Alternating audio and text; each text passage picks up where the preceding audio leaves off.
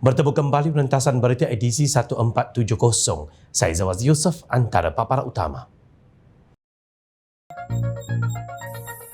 Sarang tebuan yang dijolok. Amanah dalam tabik urus, berhentilah menyusahkan. Benarkah agenda Islam dan Melayu kini terancam?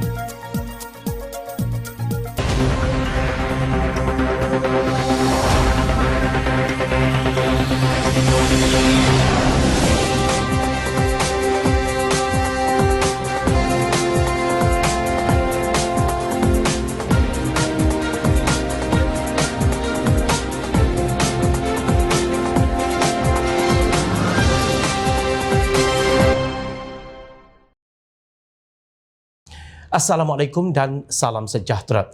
26 September 2023, Ahli Parlimen Kuala Kangsar didatangi seorang taikun perniagaan yang bergelar Tan Sri yang dipercayai mempunyai hubungan rapat dengan Perdana Menteri di sebuah lokasi sekitar Damansara. Beliau ditekan dan didesak untuk menyokong Perdana Menteri serta dijanjikan habuan wang ringgit dan kedudukan dalam beberapa syarikat. Perikatan Nasional PN mengutuk keras tindakan Kerajaan Madani yang berterusan menyalahgunakan kuasa bagi melakukan intimidasi dan ugutan terhadap pemimpin pembangkang. Demikian lantangnya kenyataan dangkal Ketua Pembangkang Datuk Seri Hamzah Zainuddin dalam mendabur fitnah terhadap Kerajaan Perpaduan baru-baru ini. Sebagai respon, Perdana Menteri Datuk Seri Anwar Ibrahim membidas Hamzah atas dakwaannya bahawa Ahli Parlimen Kuala Kangsar Datuk Iskandar Zulkarnain Abdul Khalid diugut agar menyokong kerajaan. Anwar berkata ia merupakan satu dakwaan serius dan Hamzah seharusnya mengemukakan bukti berkaitan kepada pihak berkuasa. Kalau ada bukti, dia patut keluarkan bukti, jangan pakai bedal saja. Kalau ada bukti, ini satu tuduhan yang serius. Dia patut buat laporan agar ada siasatan, katanya kepada pemberita di Putrajaya hari ini. Terdahulu, Ahli Parlimen Kuala Kangsar Datuk Iskandar Zulkarnain yang merupakan Ahli Parlimen Bersatu mengumumkan sokongan terhadap Anwar. Hamzah kemudian mendakwa SPRM telah mengugut Iskandar agar berbuat demikian jika tidak ingin dihadapkan dengan pertuduhan rasuah di mahkamah. Dalam pada itu, Anwar turut menafikan beliau ada menghubungi Iskandar atau menghantar wakil untuk bertemu dengannya.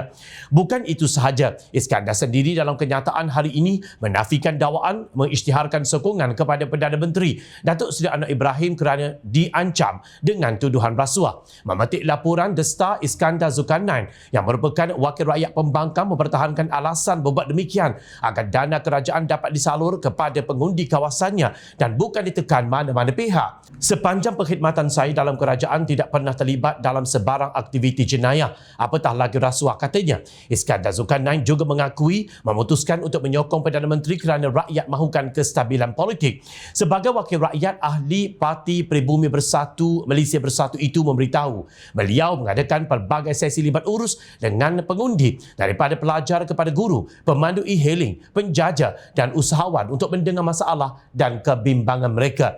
Dari sesi ini saya mendapati bahawa ramai penyokong, rakan dan pengundi saya letih dan kecewa dengan ketidakstabilan politik. Mereka mahu melihat kerjasama politik wujud atas nama kestabilan. Saya berharap dengan keputusan ini kerajaan akan menyediakan peruntukan kepada kawasan saya untuk manfaat dan kebajikan rakyat di kawasan saya, ujarnya. Sambil menyifatkan bahawa kebebasan memilih dijamin di bawah Perlembagaan Persekutuan, Iskandar Zulkarnain menggesa semua pihak untuk menghormati keputusannya dan berhenti membuat sebarang spekulasi. Bukankah tindakan betul yang dibuat Iskandar telah membuktikan bahawa kesombongan dan keangkuhan Ketua Pembangkang yang bernama Hamzah Zainuddin untuk tidak berunding dengan Kerajaan Perpaduan mengenai isu peruntukan pembangkang telah menyukarkan dan memberi kesulitan kepada semua ahli Parlimen Pembangkang. Apabila ada antara mereka yang mengambil keputusan untuk menyokong langkah positif yang dibuat PMX demi untuk rakyat di kawasan mereka, Hamzah pula yang melenting. Baiklah, sekarang Perdana Menteri telah menjawab isu ini dan meminta Hamzah membawa bukti atau setap dakwaan yang dibuat beliau terhadap Perdana Menteri dan Kerajaan Perpaduan yang dilihat sangat jahat dan serius. Tuan Badan juga telah menjawab dan membuat kenyataan serta meminta semua pihak agar jangan membuat sebarang spekulasi. Jadi sekarang ini apa pula yang bakal dikatakan Hamzah? Rakyat sedang menanti. Sarang tebuan telah dijolok. Cuma kita belum tahu siapa yang bakal disengat. Tadbir urus korporat ditakrifkan sebagai proses dan struktur yang digunakan untuk mengarah dan mengurus perniagaan dan hal ehwal sesebuah syarikat bagi meningkatkan keuntungan perniagaan dan kebertanggungjawaban korporat dengan tujuan utama untuk mencapai nilai jangka panjang pemegang saham tanpa mengenepikan kepentingan pihak berkepentingan. Tadbir urus korporat memperuntukkan satu rangka kerja mekanisme kawalan bagi menyokong sesebuah syarikat mencapai matlamatnya dan mencegah konflik yang tidak diingini. Antara unsur penting yang perlu ada dalam tadbir urus korporat yang baik adalah tingkah laku beretika, amanah, kebertanggungjawaban, ketelusan dan kemampanan dalam pentadbiran. Justru Perdana Menteri Datuk Seri Anwar Ibrahim mengingatkan syarikat yang menjaga kepentingan Bumiputera supaya tidak mengkhianati amanah yang diletakkan dalam menjaga kepentingan golongan itu. Beliau berkata ini kerana kerajaan pernah berdepan pengalaman buruk kerana terpaksa memberi suntikan tambahan kepada syarikat berkaitan akibat tadbir urus yang lemah bagi menyelamatkan pegangan Bumiputera. Satu pihak pengurusannya itu amat bobrok sehingga merosakkan dan merugikan. Pengalaman ini menyakitkan kerana kita lihat umpamanya Felda memerlukan suntikan 8.3 bilion ringgit kerana pengurusan dan tata kelola lemah. Kita ada lagi yang melibatkan syarikat yang memerlukan suntikan 2.7 bilion ringgit daripada kerajaan untuk menyelamatkan daripada tangan Bumiputera. Katanya pada Majlis Pelancaran Unit Tambahan Skim Amanah Hartanah Bumiputera AHB di Kuala Lumpur semalam, Perdana Menteri berkata keadaan sama turut berlaku kepada tabung haji TH sebelum ini yang berdepan masalah kerugian aset walaupun kini pengurusannya bertambah baik. Anwar berkata beliau tidak boleh mengizinkan perkara seumpama itu berlaku dalam pentadbiran kerana ia hanya menyebabkan pembaziran keuangan kerajaan. Pengurusan profesional harus dipertanggungjawabkan sepenuhnya sekiranya terdapat penyalahgunaan kuasa dan penyelewengan berlaku dan tindakan keras akan diambil terhadap mereka kerana ini bukan hanya mengkhianati amanah biasa tetapi mengkhianati amanah yang sangat diharapkan oleh Bumiputera, katanya.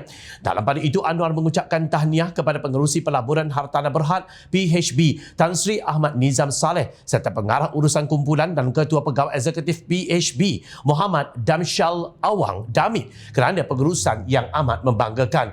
Dia berkata PHB bukan sahaja dapat mempertahankan keuntungan, malah memberi bimbingan kepada Bumiputera untuk menguruskan pelaburan dengan berhemah. Tentunya nilai integriti kita boleh tunjuk bahawa kita perlukan sedikit bimbingan di peringkat awal dan kemudian kami dapat uruskan dengan baik, dengan amanah dan tidak ada kecurangan berlaku dan seterusnya menjadi contoh dan teladan, katanya. Semoga pesanan yang diberikan Perdana Menteri kepada mereka yang memimpin dan mengetuai serta mentadbir urus syarikat yang menjaga kepentingan Bumiputera akan terus terpahat dalam memajukan negara dan juga rakyat. Cukup-cukuplah menyusahkan kerajaan yang sedang bangkit memperbaiki kemusnahan yang berlaku. Jadikan amalan tadbir urus yang baik sebagai konsep pentadbiran yang sangat ideal dan boleh memberi pelbagai manfaat kepada organisasi dan pemegang taruh. Para pemimpin yang telah diberikan kepercayaan perlu memikul tanggungjawab dalam memastikan amalan tadbir urus yang baik diletakkan sebagai agenda kepimpinan yang utama demi kecemerlangan negara. Beberapa hari telah berlalu sejak pembentangan Belanjawan 2024, namun media pro pembangkang sepi daripada kritikan berfakta yang membelasah Belanjawan Madani di bawah Perdana Menteri Datuk Seri Anwar Ibrahim. Bagi penganalisis politik Datuk Seri Kamal Amir Hijaz, kegagalan pembangkang mencari kelemahan Belanjawan kali ini menunjukkan kecekapan Anwar sebagai Menteri Keuangan yang menghadiahkan belanjawan terbaik buat rakyat, terutama golongan marhain. Saya kata bajet yang dibentangkan oleh Datuk Seri Anwar, beliau merealisasikan impian untuk menangani derita rakyat. Sebelum itu saya katakan bajet ini bajet Robin Hood, di mana yang kaya itu kena memberi sesuatu kepada marhain. Selama 2 hari saya melihat di media sosial tak terkata pimpinan pembangkang soal bajet ini, tak terkata, melainkan mereka terpaksa bercakap tetapi fakta hilang, meleret entah ke mana. Saya melihat rakyat rindukan hadirnya bajet sebegini menangani derita rakyat, di mana kemakmuran negara dapat dikongsi biarpun dalam keadaan suasana ekonomi yang tidak menentu, katanya, menerusi satu kenyataan. Jika dilihat dan diamati selama ini, antara tuduhan yang sering diulang-ulang terhadap pentadbiran Perdana Menteri ialah kehadiran DAP dalam gabungan Pakatan Harapan PH dan Kerajaan Perpaduan mendatangkan ancaman kepada Islam dan orang Melayu.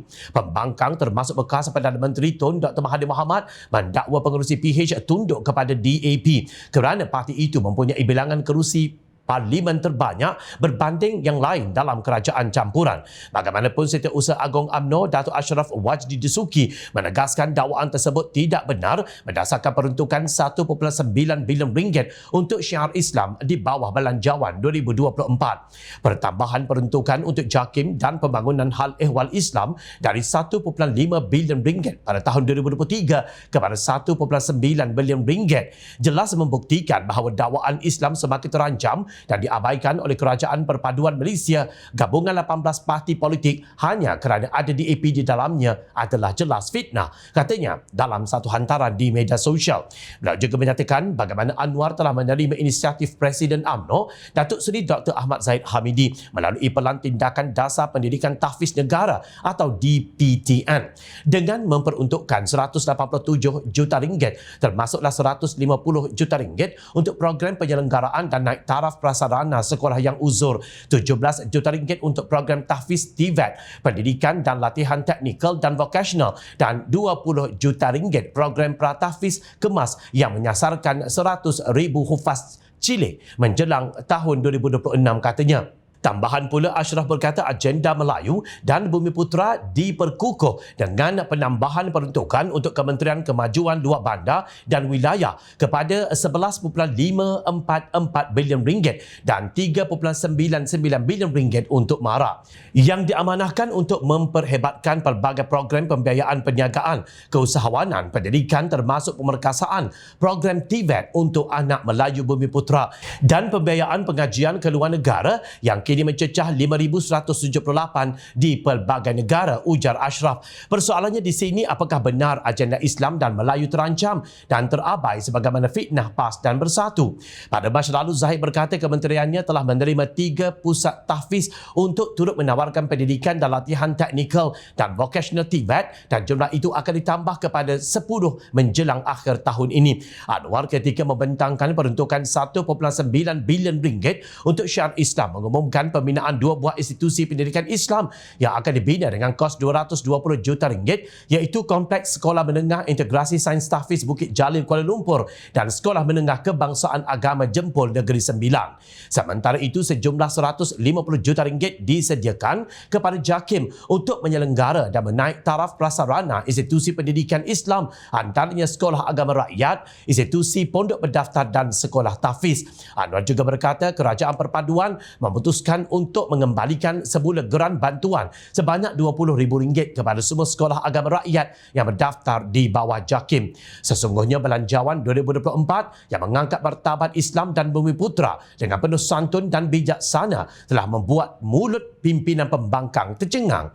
Kini mereka sedang berfikir apa lagi yang boleh digunakan untuk memperkukuhkan naratif yang kini telah terbukti sebagai fitnah dan berniat jahat. Nampaknya modal Melayu dan Islam terancam yang cuba dirasuk ke dalam pemikiran rakyat kerana adanya DAP bersama kerajaan perpaduan telah mendatangkan malu besar kepada pembangkang yang selama ini sibuk meratip DAP 800 kali maghrib tidak juga berkesudahan. Kepada pembangkang, juga kepada penasihat SG4 yang rasa bijaknya tak pernah habis. Rakyat kini semakin bijak dalam menilai mana yang baik dan mana yang buruk, mana yang buat kerja dan mana satu yang kaki sembang, mana yang jujur, mana pula kaki palatau dan kaki sakau. Ingat, rakyat sentiasa memerhati. Jom Channel mengucapkan jutaan terima kasih kepada para penyokong dan kepada yang berminat untuk memberikan sumbangan bagi membolehkan kami meneruskan perjuangan menyampaikan berita yang benar. Sumbangan boleh dibuat melalui akaun bank yang tertera. Secara rakyat kami sampaikan demi negara tercinta. Teruskan bersama kami di Jom Channel. Saya Zawaz Yusof. Assalamualaikum, salam sejahtera. Kita jumpa lagi.